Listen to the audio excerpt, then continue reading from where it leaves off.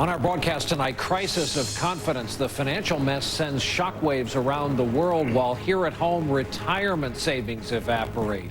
Is the worst of it over? How they did. Obama and McCain hit the ground running after last night's debate. So where does the race for president stand now? Silver lining, one American town where the troubled housing market has actually created some real bargains, and business there is booming. And sound and fury. How is it that Wales came before the justices of the U.S. Supreme Court? Nightly News begins now.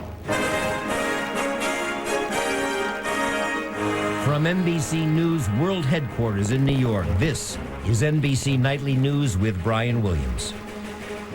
Good evening. For a while there today, central banks around the world were linked and moved together as one, though not for any particularly good reason. This financial crisis is so large it now reaches around the world, and for the first time, there's been a coordinated global emergency rate cut in interest rates, the cost of borrowing money. The fear here is that this will spread to a global recession, and a severe one, the first in many decades.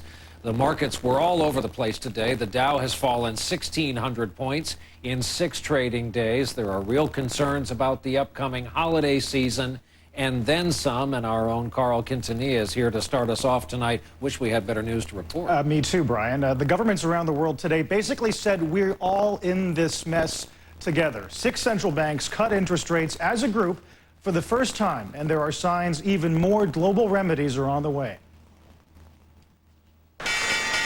The financial crisis made in America is officially a U.S. export.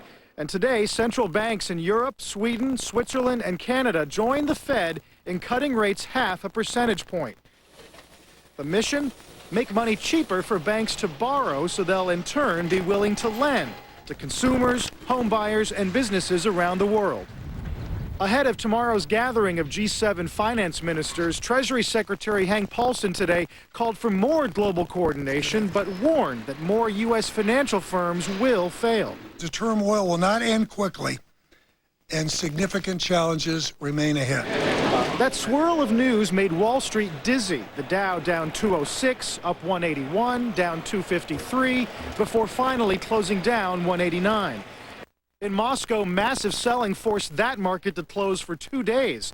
A similar story in Paris, where stocks have fallen even more than ours. I'm Michelle Caruso-Cabrera in London, where a massive bailout for banks and that huge global interest rate cut did little to calm investors. Stocks here ended lower by more than 5%. This is Steve Sedgwick in Reykjavik, Iceland, where an entire country faces economic collapse. I've just spoken to the Icelandic Prime Minister, who told me he'll follow up the state takeover of 2 of the country's largest banks with more dramatic action in order to avoid a meltdown. And Russia could play a role as well, as the country seeks a $5 billion loan after other countries turn their back on its attempts to avoid a meltdown. Here in this country, the steps the government has taken may be starting to work.